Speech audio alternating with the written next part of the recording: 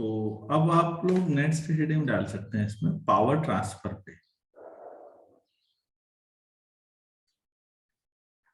Power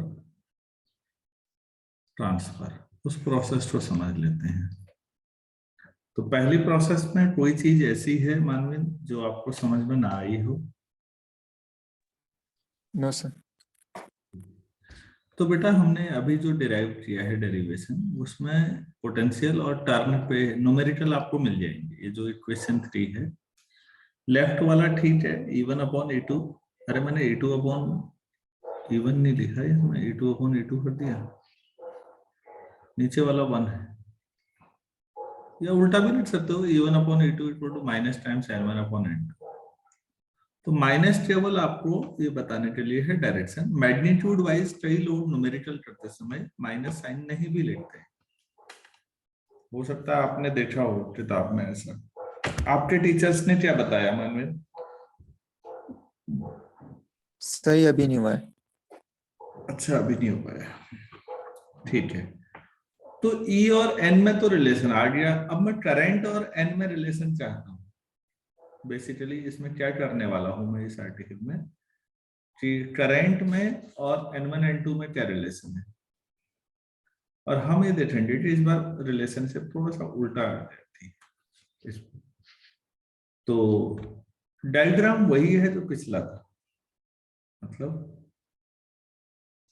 पिछले lecture का diagram ये था बच्चों। शुरू में यहाँ पर जो R रेजिस्टेंस सेकेंडरी कॉइल में है, अगर ये ना लगा हो तो सेकेंडरी सर्किट तो ओपन सर्किट हो गया, उसमें करंट फ्लो ही नहीं होगी। क्यों? अगर रेजिस्टेंस को हटा दो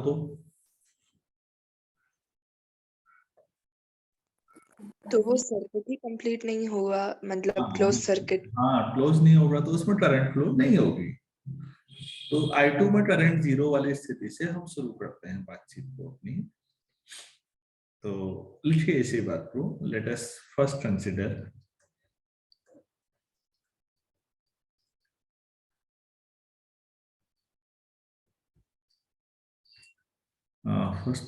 the case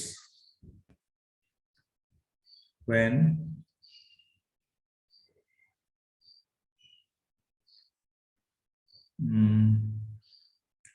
terminals of secondary coil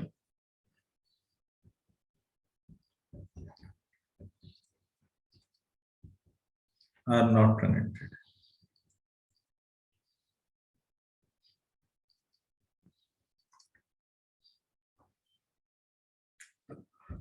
तो वही बात मैं लिख भी देता हूं। सो secondary circuit is not complete.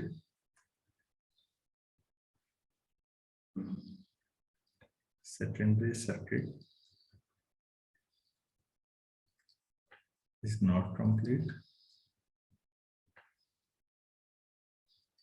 and hence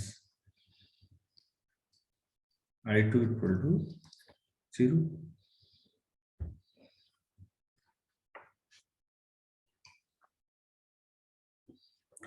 ठीक हो गया सेकेंडरी में। अब नई लाइन से लिखता हूं, प्राइमरी में मान लेते हैं जो करंट है, let current in the primary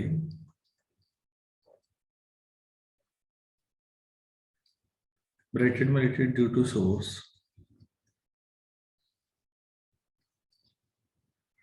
B I और सफिक्स में S, I S. S for source, यहाँ एस फॉर सेकेंडरी मत मानिए, सेकेंडरी में तो आपने जीरो मानी है current.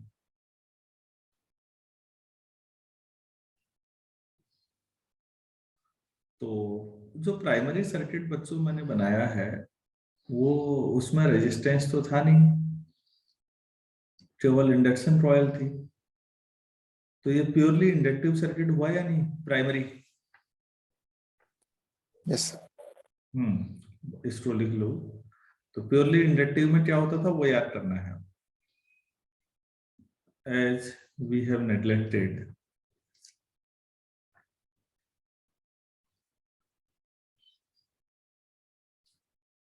the resistance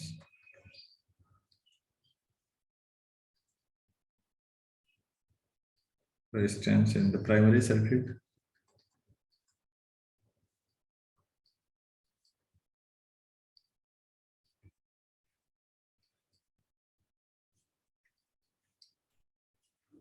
It is a purely inductive circuit.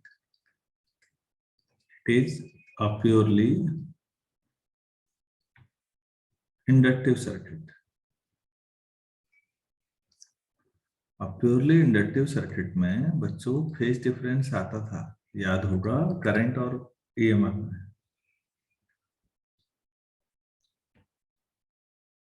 याद है?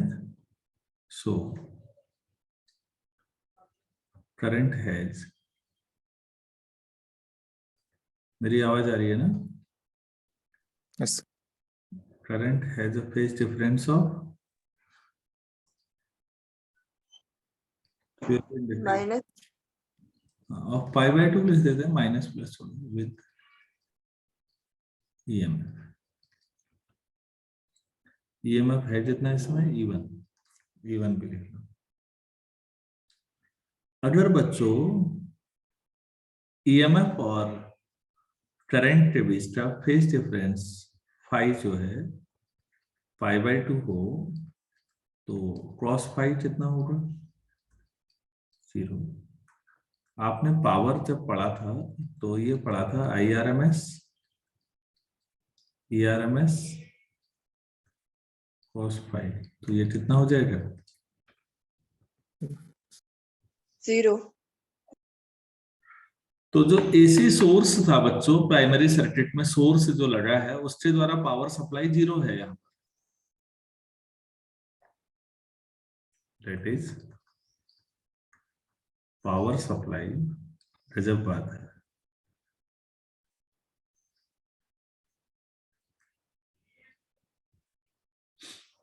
Power supply bye AC source is 0।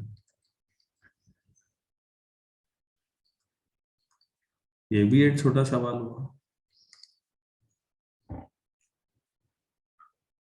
और ये शुरुआती सिचुएशन है, फर्स्ट केस। मैंने क्या लिखा है? Let us first consider the case.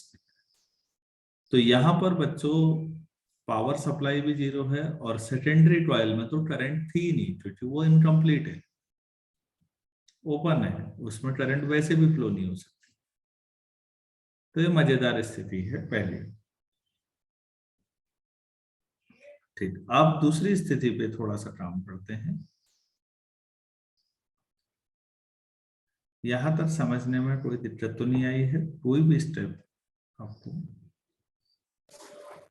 Yes. अब सेकेंडरी को क्लोज सर्किट बना देते हैं बच्चों फिर हम, और ए रेजिस्टेंस R लगा देते हैं जैसा हमने लगाया था। तो नई लाइन से लिखिएगा। नाउ सपोज दूसरी स्थिति है, now suppose the terminals of the secondary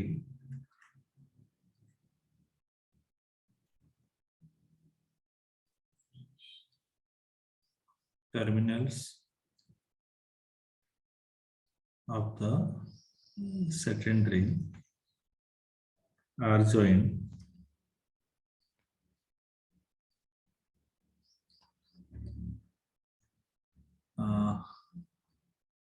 तो R लिख दो, हो जाएगा resistance.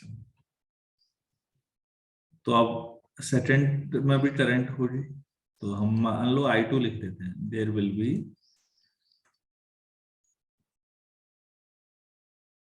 N AC I2 in R। तो रेजिस्टेंस में I2 करंट फ्लो हो जाएगी। I2 इंड्यूस करंट जो ही होगी तो उसकी वजह से, I2 की वजह से अब इंडक्शन रिवर्स भी होगा।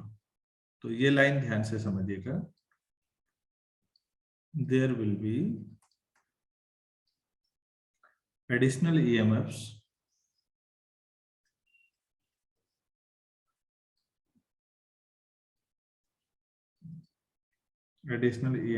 induced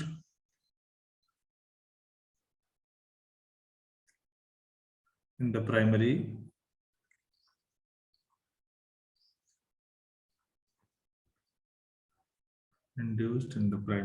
as well as in the secondary। well as in the secondary, ये सब टेस्टी वैसे हो रहा है, ये लिख लेते हैं ड्यू टू I2। ये लाइन ध्यान से समझिए, I2 की वजह से एडिशनल ईएमएफ होगा।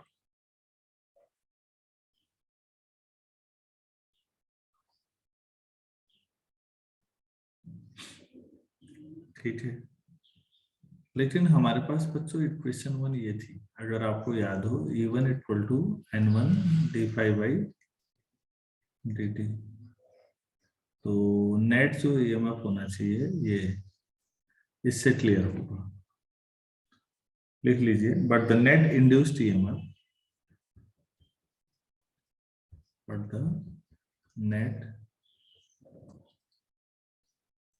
induced EMF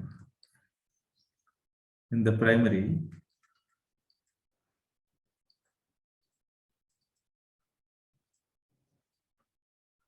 should remain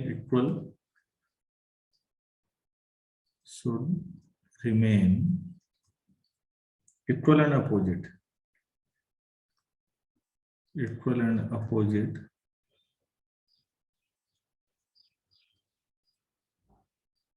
to E1 given by equation 1 कर दो, given by equation 1।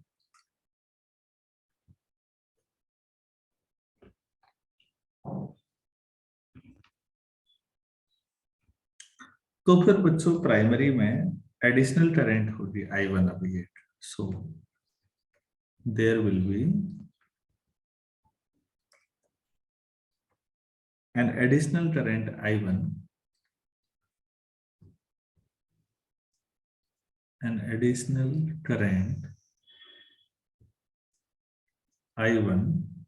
in the primary circuit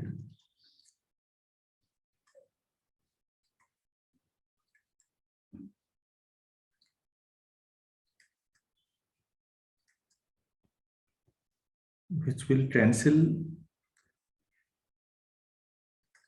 the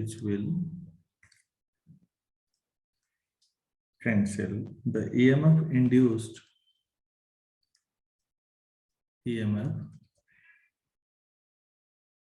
induced due to I2।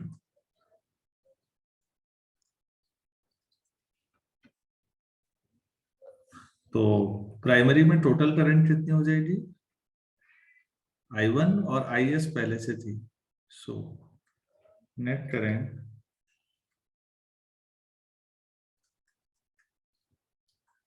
in the primary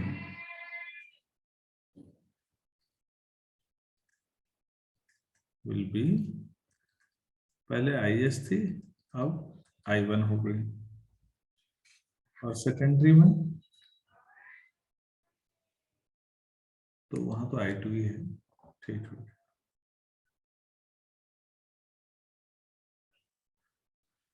क्या ये लाइन समझ में आया? ये पैरा है, इसको समझना है मेन। अभी तक तो बाकी तो कुछ था ही नहीं करने के लिए।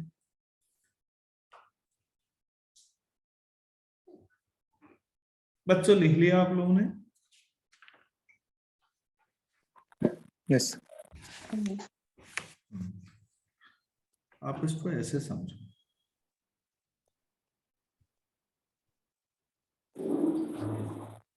सिंपल स्टोरी बना, इधर को E2 मान लो, इधर को E1, क्योंकि ये दोनों आउट ऑफ फेज होते हैं तो हमारा ऐसे दिखा सकते हैं।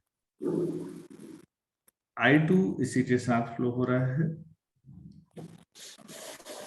और I1 इस डायरेक्शन में फ्लो हो रहा है।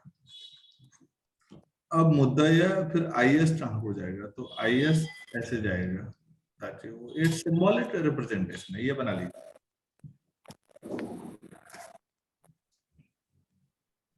मानवेंद्र आपका माइक अननेसेसरी ऑन है सर।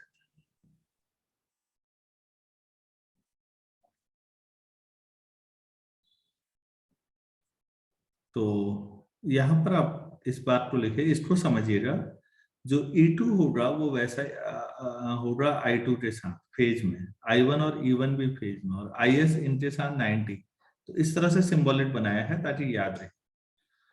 जैसे E1 E2 अपोजिट है तो इसका मतलब इनके बीच कितना फेज होगा, फेज डिफरेंस 180 डिग्री।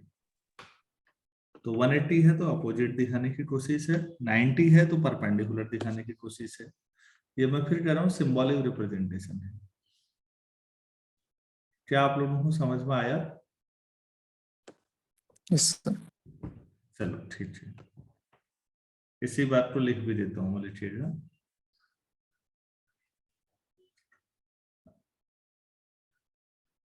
नहीं लाइन से as the induced EMFs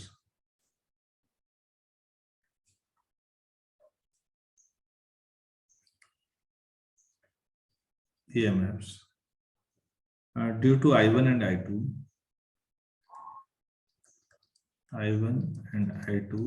cancel, always cancel कर दो इसको, ये हर स्थिति में होता है, always cancel each other.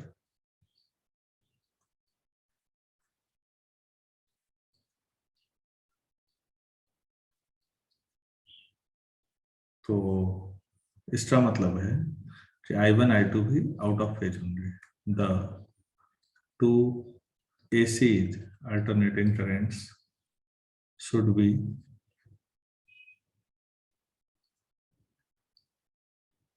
-180 degree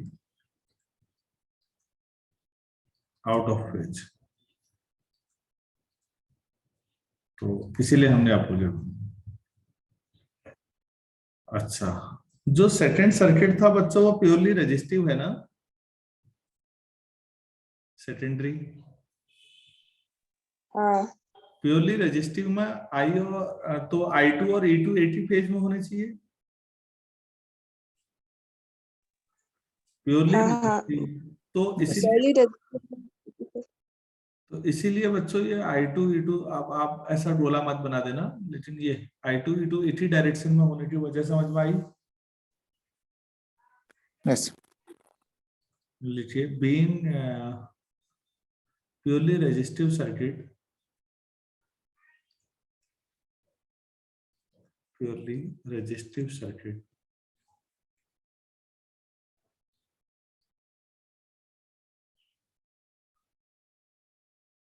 I2 and E2 will be in phase। तो वो देख भी रहा होगा।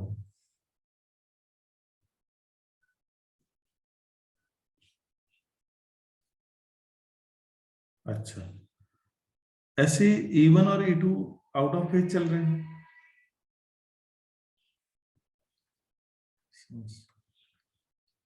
E1 is 180 degree out of phase with E2। और यहाँ I1 I2 में भी आपने यही लिखा है, देखो बच्चों ऊपर, यहाँ पर मैंने रोल बना दिया है। तो इसका मतलब E1 and I1 are also in phase, एक ही फेज में है। क्योंकि I2 E2 के साथ था, I2 का I1 के साथ 180 डिग्री का आंकड़ा बन रहा है, और E2 का भी E1 के साथ 180 का ही एंगल बन रहा है। तो ये चीजें क्या बता रही हैं आपको?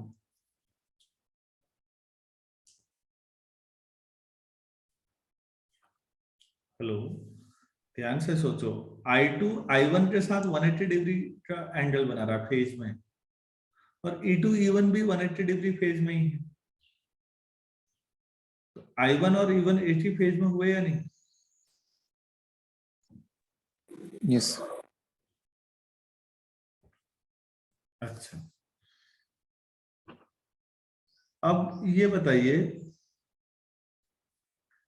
प्राइमरी में आपके पास I1 प्लस IS थी करंट, तो IS कहाँ जाएगी फिर? नई लाइन से लिखिए। नॉर्मली इतना डीपली बहस आपके क्लास में होने वाली है नहीं इन मुद्दों पे, इसलिए सीख लीजिए चीजों को। द प्राइमरी करंट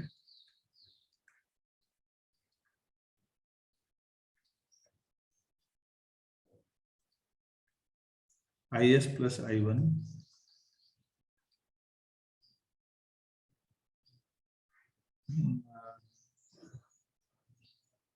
तो IS क्या था, IS has a component, has a component, yes, which वो 90 डिग्री पे चलता है ना फेज EMF के साथ। तो जो पहला हाँ सर्किट इंडक्टिव था which has a phase difference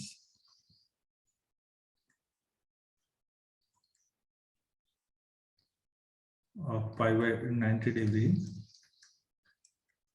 with E1, तो E1 के साथ 90 डिग्री, सब अब पूरा समझ में आ गया कि ट्रॉन कैसे बनेगा। यही सर्किट बहुत महत्वपूर्ण है।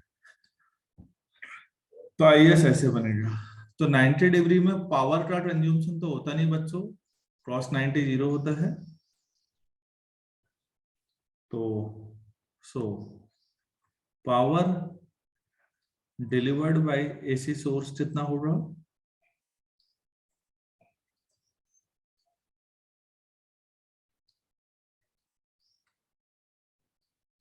E1 into I1। अरे P equal to V into I पढ़ा था।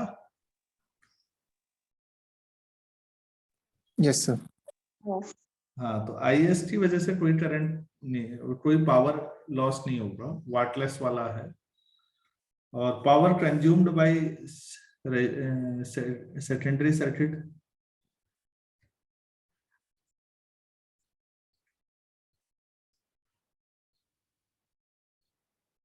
कंज्यूम्ड बाय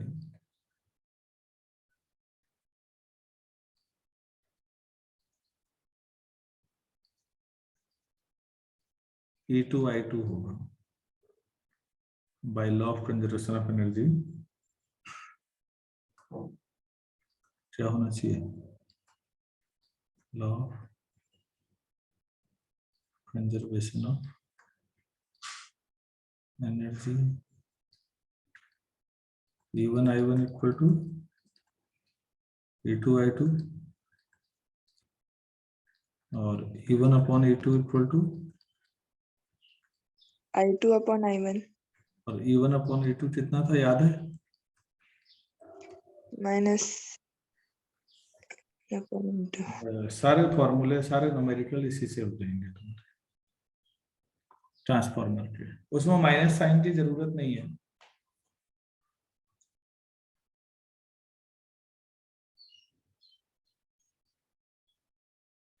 ये तो काफी इन डेप्थ एनालिसिस हो गया।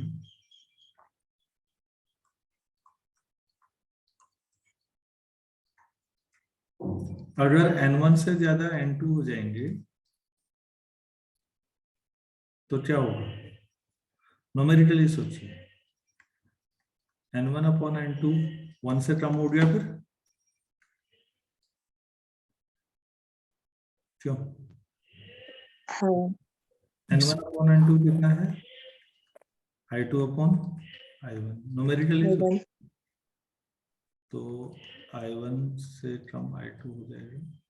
खैर इतना छोड़ो यार, इसको कुछ लेने की जरूरत नहीं, इतना तो सब मैथ्स जानते हैं। इसको क्या लिखेंगे, केवल स्टेप ऑफ ट्रांसफॉर्मर क्या लिख दो,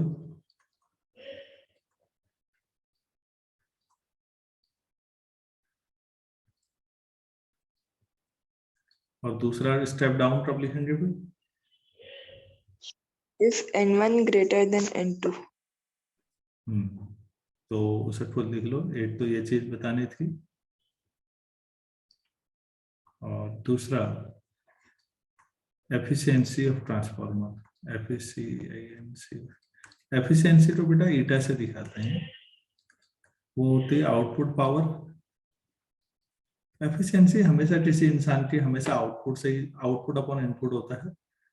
यहाँ ट्रांसफॉर्मर है तो output power upon input power हो गया। तो साहब ये ट्रांसफॉर्मर 12वीं क्लास में जितना होना चाहिए वो हो चुका है पूरा। मैं आप लोगों से एक ही रिक्वेस्ट कर रहा हूँ, आप अपने किताबों को एक बार उठा के पढ़ लीजिए, बस रीडिंग एक बार मेरा पढ़ाया हुआ पढ़िएगा, एक बार अपने किताबों को, तो ये हो गया। कल इसको हम कंप्लीट कर देंगे, कल पूरा हो जाएगा। कल स्कूल है, छुट्टी है? छुट्टी है। सर छुट्टी है। बस ठीक है, कल सुबह इसी टाइम पर